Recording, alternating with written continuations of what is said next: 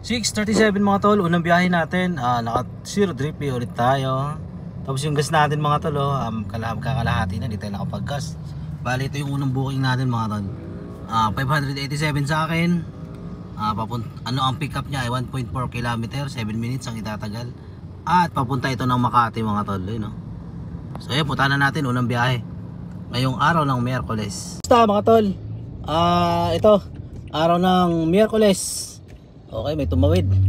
Araw ng Miyerkules, samahan nyo ako ngayon sa pagbiyahe ko. 8:11 na mga tol, nandito na tayo sa Makati. At drop off na natin ang ating passenger. Ang sa akin dito 587, pag din-drop off ay 593. So ayan, drop off na natin mga tol. Ayan, meron siyang 50 pesos na discount dahil nag-avail siya ng Grab Unlimited, 8% off Grab car. So ayan natin game 10:21 na mga tol at 50 km 0.5 ang atang naitakbo. Yun nga lang, huminto na yung booking mga tol. Dito ako sa Pasay, sa Petron. Bali ang kinita natin mga tol ay nasa 1,300. Ayan, nag-umpisa tayo ng tatlong booking lang So ayan mga tol, may cancel tayo na isa. Ayan, so 1,300. Labas na po top up dyan mga tol. So ngayon mag-abang-abang ulit tayo ng booking. Baka pumunta tayo ng Makati, gapang tayo dun. Kasi pag dito, wala tayong aasahan dito mga tol. Matumal na dito. Punta tayo ng Makati. Yo mga tol, nandito tayo ngayon sa Uni-Oil. Dito sa mga tol, sa Alabang Zapote. Kaso wala na talagang pumapasok Ayun, alas 12 na mga tol 12:29 siguro, mga nasa isang oras na rin ako paikot-ikot dito, walang pumapasok. So bali ito palang kinita natin mga tol, 2,083. So gagawin ko ay maglalakbay na ako palapit. Pupunta ako sa mga residential mga tol. Yun na lang ang tanging paraan para mapasukan tayo ng booking. Napakadaming dito, TNVS driver. Bachi-bachi na tayo, wala tagang pumapasok Ayan, atras na tayo rito sa gasolinaan. Wala tagang pumapasok. Ang daming Grab driver dito sa area na to. Pambira. Kaya no choice tayo. Tayo na ay kakalas na rito sa area na to. Hanap tayo ng matatambay, punta tayo sa mga residential, sa mga ba tawag na ito mga tol, residential o kaya mga maraming mga condominium. Yun, maraming mga papuntang Makati at Maynila doon. Kaya ang gawin natin, punta tayo doon. Wala talaga, walang mangyayari kapag tatambay tayo dito na matagal, mauubos ng oras natin. So yun talagang pinaka-diskarte mga tol. So ayan, balitaan ko kayo mamaya kapag nakakuha tayo mga tol ng booking luwas ng Maynila. 12:52 na mga tol, mag-alauna na. At ito mga tol, pinasukan tayo ng booking. Tapos ida-drop off na natin, 88 pesos po sa akin. Pag din-drop off natin 101. So confirm na natin mga tol. Ngayon may panibagong booking mga tol, PWD. Okay, paluwas na mga tol ng Manila. Yun bali 403 po sa akin, naka-student discount. At 1.6 km ang pick up. Alam ko wala lang 1.6 to kasi pag ganun pa kasi mag-u-turn na tayo dito So yun mga tol, papaliwanag ko sa inyo mga tol mamaya. Ayun ako mga tol, kapag ka napunta kayo dito sa may bandang probinsya, hindi pala probinsya to, Alabang. Napunta ako dito sa Alabang o kaya Muntinlupa mga tol. Muntinlupa pala siya. Opo, Muntinlupa na siya na Alabang, parang ganun mga tol. So kung isipin nyo mga tol, pinasukan tayo ng gurame na halagang 88 pesos sa akin. Ngayon mga tol, nakakatuwa lang nito, maliit na booking yung binigay. Kung kinancel ko yun, hindi ko makukuha tong na to, malaking booking na to mga tol. Hindi ko makukuha kasi sa sistema kasi ng Grab mga tol, ganito yan kapag hindi ka tumatanggi, kuha ka lang ng kuha, ang kasunod yan malaking booking mga tol. Yan talaga ang kasunod yan. Kaya payo ko sa mga baguhan na papasok, mga bago na bumabiyahe na dito sa Grab, tanggap na tanggap lang. Opo, kasi hindi naman lagi gurame yung bibigay sa inyo meron ding tuna o kaya balyena ibibigay sa inyo. Eto na mga tol, 2:08 na. At andito na tayo sa Makati, naihatid na natin. So ang kanyang ano ba tawag nito, yung kanyang toll ay 118. Bali binayaran niya lahat ay 572. So ayan, confirm na natin. Bang! So ngayon mga tol, ang gagawin natin, Mag-ano na tayo. Ano ba tawag dito, yung magsiset din na tayo mga tol. Set destination SM Mangono. Confirm on. Start verification. Wait lang mga tol ha. Pangit yung tsura ko dun ha. Nag-verification eh. Hala, bakit ganun?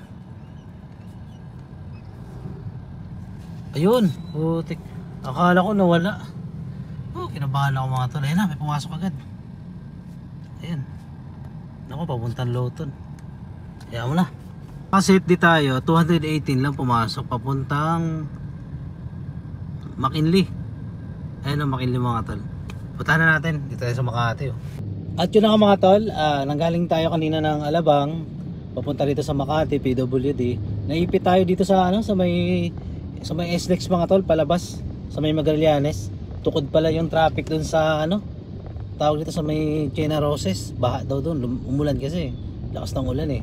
Tukod talaga, sobrang tagal. Inabot kami na mahigit 1 oras. Dapat ang biyahe lang sana nasa 20 to 30 minutes lang sana. Pero inabot kami ng mahigit 1 oras mga tol. Pero ganun talaga mga tol wala tayong magagawa ganun talaga. So ngayon pinasukan ulit tayo papuntang McKinley. Sana naman pagdating ng McKinley makakuha man lang tayo ng pauwi. Medyo mataas ang pamasahe ngayon. Umulan lang no, taas ng pamasahe no. Yung pipick upan dito bawal ata to Pero tatawagan ko mga tol. Tawagan ko muna. Tawagan ko lang. Sagutin na. Hello po. Hello. Hello po. Yes. Sir, parang bawal yata yung pag-pick up diyan, sir, sa may kanto. Ano po? Yung pin location niyo po ng pick up dito po sa may kanto. Apo, hintayin ko nga lang po sa may kanto. Pag nakita ko kayo, kawayan ko na lang kayo. Okay. Pero hindi naman bawal doon, sir, sakali.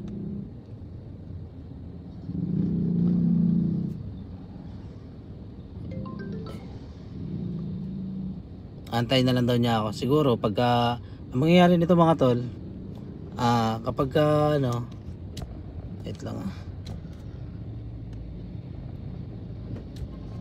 ito tumawag. Hello. Ang tagal mag-connect. Hello po. Hello po. Hello sir. Kuya, Shopee ka. Hello, di ka pa marinig. Yes. Okay po. Hello. Malapit na ako, sir. Nandito na ako. Sige po, nandito na ako sa may, na sidewalk. Okay, sir. Sige po. Okay po, thank you. Okay, nandun daw siya sa sidewalk. So, dadaanan lang natin siya. Kapag wala, diretso na tayo. Hindi natin siya mapipick up kasi bawal kasi dyan eh. Sa kanto kasi siya mga tol. Kumbaga, stoplight yung kanto, tapos may enforcer. So, magiging obstruction tayo sa daloy ng trapiko. Mangyayari nun, titikitan tayo, obstruction. 2:42 mga tol at nandito na tayo sa drop off location sa may McKinley. Ayun, taas ng building. At ito na, drop off. Okay, wala signal Proceed. So ayan, 2:42 lahat binayaran niya. Okay, pack. Tapos rate natin mga tol ng ito pick up restricted, bawal na ito no, ito mga tol no loading what ganun, loading and unloading. Yan, lagyan natin ng feedback restricted. Okay, may pumasok ulit, saan ito? Agoy, yan na. Ito na mga tol, papuntang Greenwoods. Uwi na to mga tol. Uwi na tayo. So yan, punta na natin mga tol. Game. So yan mga tol, isipin nyo mga tol, sa dalawang set din natin, parang 4 din na set D. Sa isang set D, 2 loop yan. Minsan nagtatatlong loop pa yan mga tol. Pagka yung pinaka-last, ito yung pinaka-last natin na set D. Punta na natin passenger mga tol, papuntang Greenwoods. Sana sa Greenwoods ang kasunod ng Taytay sa amin sa may kami sa may Fishport. So sana makauwi tayo. Balitaan ko kayo mamaya mga tol kapag na-pick up at ibaba. 3:41 ang mga tol. May kulang-kulang isang oras din tayo nagbiyahe. So ito na mga tol, ibaba na natin ang ating passengers at complete na natin. Ayan. Bali, may set destination pa rin mga tol, 3 loop. Nakalawang loop na tayo, meron pa palang isa. So dito tayo sa loob ng Greenwoods. So naka 3,000 tayo mga tol. Kahit papaano, kumota pa rin tayo. Ngayon ang gagawin ko mga tol, lalabas na po ako ng dito na po ako dadaan sa village sa Greenwoods. Labas tayo dito ng Greenwoods. Hindi pala tayo lalabas. Dito na tayo sa loob dadaan, tatagos tayo ng Taytay. Kasi dito sa Pinagbuhatan Pasig at saka dito sa may kung magme-Mercedes tayo sa may F. Legazpi, napaka din mga tol, sobrang traffic din nakikita ko kasi dito sa mapa, maraming mga reports yung sa Waze at saka sa Google Map.